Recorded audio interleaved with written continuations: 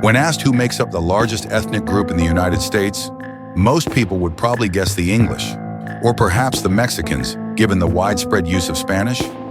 But what if we told you the real answer is neither? The truth is far less known but deeply rooted in history. German Americans make up the largest ethnic group in the U.S.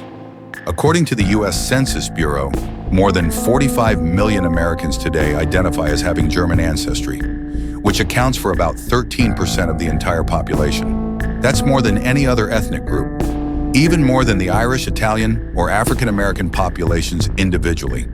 Many associate early American settlers with English pilgrims or Spanish conquistadors. But from the late 1600s onward, tens of thousands of Germans began arriving on American shores, long before the concept of a melting pot even existed. While Spanish explorers were planting flags and English colonists were founding Jamestown and Plymouth, German immigrants were quietly building tight-knit communities. Most of them weren't seeking power or land. Instead, they were fleeing the chaos of the Protestant Reformation, war, and religious persecution. Groups like the Lutherans, Mennonites, Pietists, and Quakers were labeled heretics and hunted in Central Europe.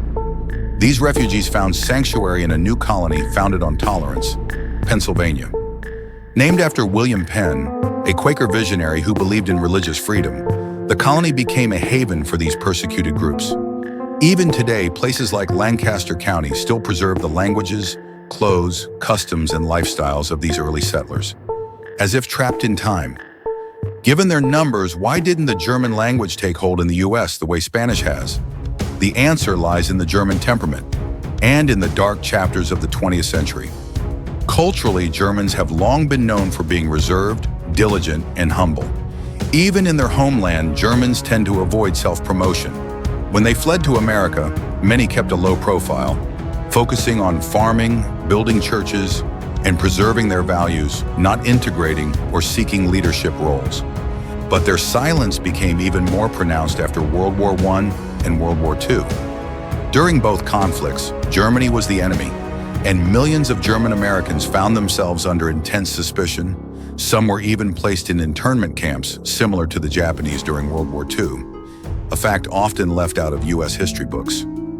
German language schools, newspapers, and churches were forced to close. The U.S. government encouraged assimilation, and many German Americans abandoned their native tongue to avoid harassment. Within a single generation, the German language nearly vanished from public life in America.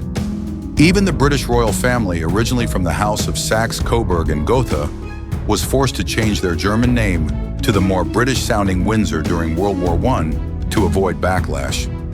Countless German surnames were anglicized to blend in. Schmidt became Smith. Kaiser, meaning emperor, turned into Cooper. Miller became Miller.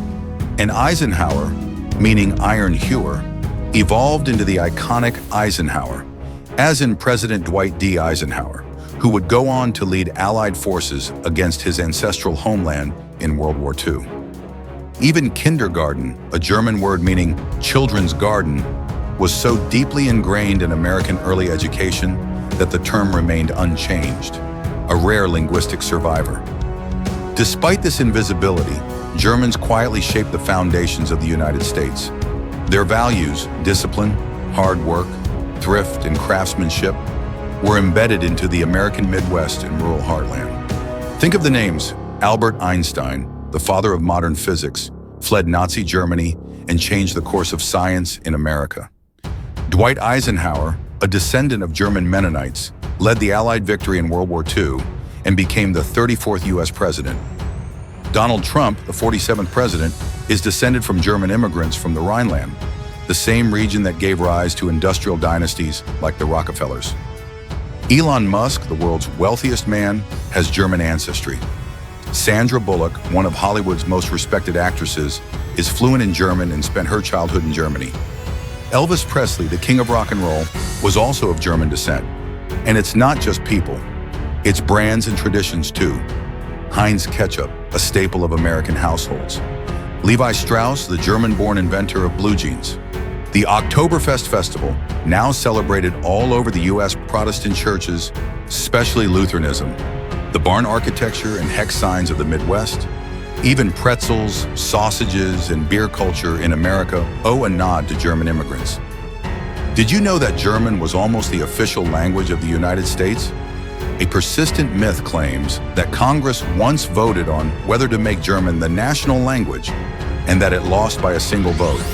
While the myth isn't entirely true, it reflects how widespread the German language once was in early America. Another lesser-known fact: Germans weren't just farmers and craftsmen. In colonial times, many of George Washington's troops were German-speaking, and entire towns were founded by Germans, including Germantown, Pennsylvania, which remains one of the oldest German-American settlements. Even Christmas traditions like the Christmas tree, Tannenbaum, and Santa Claus, originally based on St. Nicholas, were brought to America by German immigrants and became central to American holiday culture. German Americans have never been loud, but they've always been present in the architecture, the food, the work ethic, and the values that built America. They are the invisible giants of American history, humble, industrious, and often overlooked, yet indispensable to the nation's story. They didn't need to shout to be heard. They built quietly, and their legacy speaks louder than words. If this story opened your eyes, don't let it end here. Like, subscribe, comment. Did you know about America's German roots?